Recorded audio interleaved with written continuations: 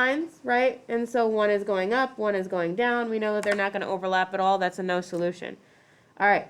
So what if they were facing towards each other? Then what would it still be no solution?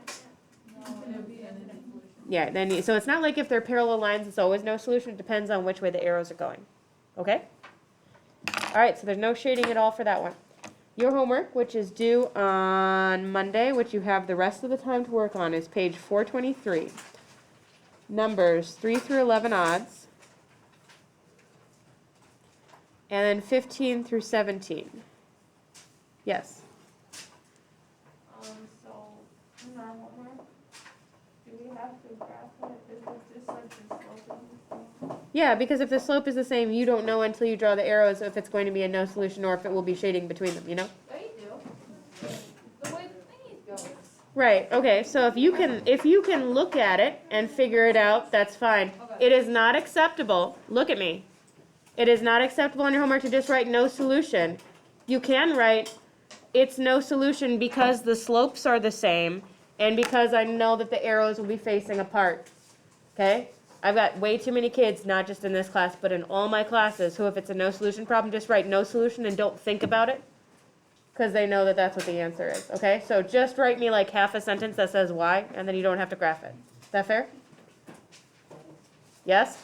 Yeah. Do we have a lace that one? Yes. Okay. Now, what I would like to do, if you don't mind, is I'd like to start a little bit of your homework with you. Sound good?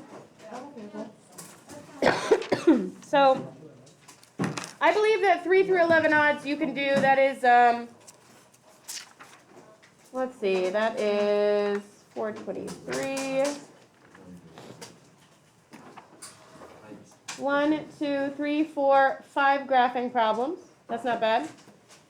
But then on 15 through 17, it's a little different. So let's, 423 is what you're looking at right now. So I want to try like 15 with you right now. Now I'm telling you it is unacceptable. Look at me. It is unacceptable to ignore me right now and then ask me to show you personally how to do 15 later, okay? If you don't like things being out of order, then write this on a scrap piece of paper and then copy it down later. On 15, 16, and 17, you just have to write the inequality for the graph. You don't have to graph. It's already graphed. You just have to look at the picture and then write like a y equals mx plus b, but with a less than or a greater than. All right, so let's look at this one first.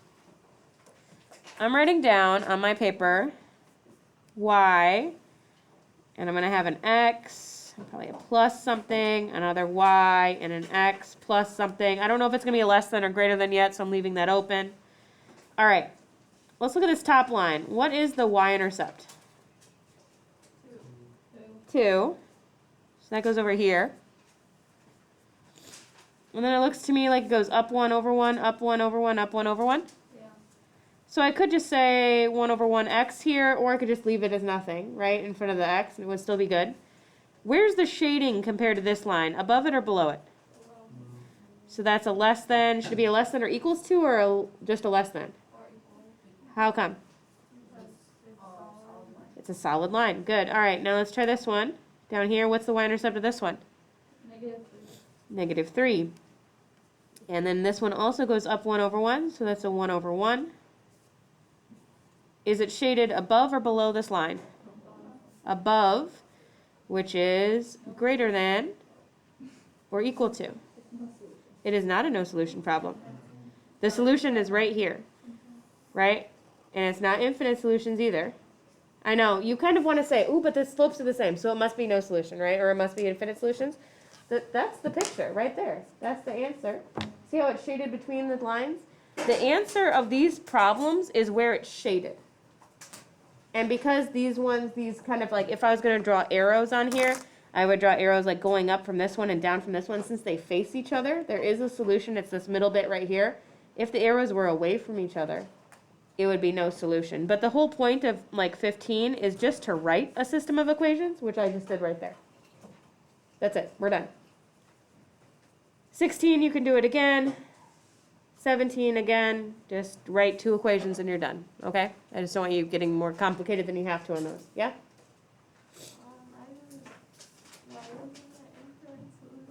Because the only place where it's a solution is this shaded part in here.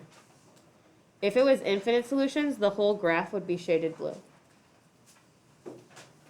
Because infinite solutions basically says everything's a solution. You know what I mean? But in here, it's not. So 15, 16, and 17 them all.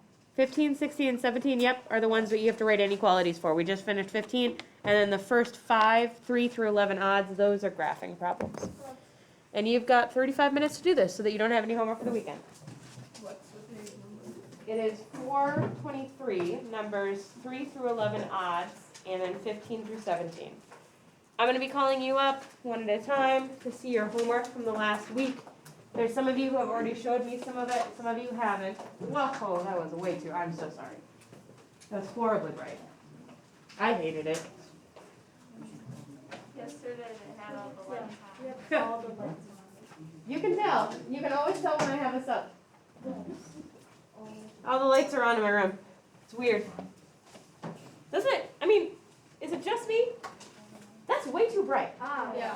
yeah, it feels very. Right? It feels This very. makes my eyes want to die. And that, You that can feels turn good. them all Yeah. on. I could turn them off, but I'm not going to. But I could. I'm not going to. But I could. But you're not going. All right, what am I doing? I'm not I don't sure know you where didn't tell you her. Yep. Oh, did I stop the video? Did not. So sorry, people watching.